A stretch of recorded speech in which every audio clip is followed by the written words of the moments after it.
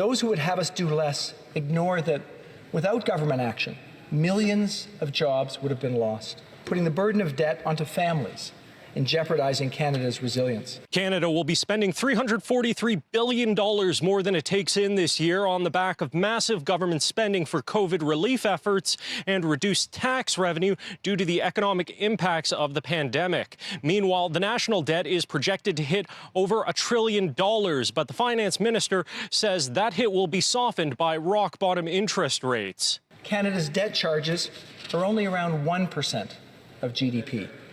And even after all the investments we've made to support Canadians, the cost of servicing our debt is expected to go lower this year. The debt to GDP ratio is approaching 50%, while unemployment is expected to average 10% for the year.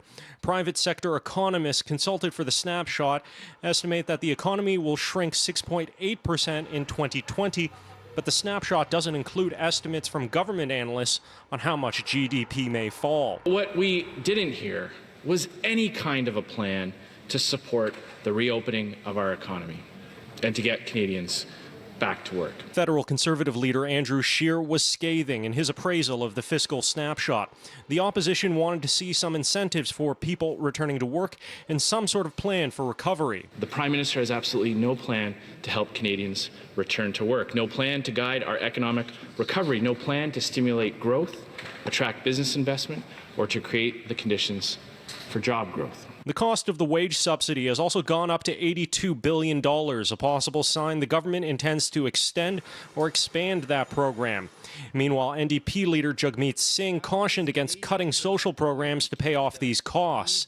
Instead, he's saying Canada needs to go after high-income tax cheats. If the government needs to cut costs, and I think the government should, then it should cut the cost of allowing billions of dollars to be lost to offshore tax havens. Now, in terms of forecasting the future, the snapshot outlines two possible scenarios. In one, the economy recovers gradually but unevenly, with businesses slower to recover due to public health efforts meant to keep COVID at bay. In that situation, real GDP would drop by around 9.6% this year.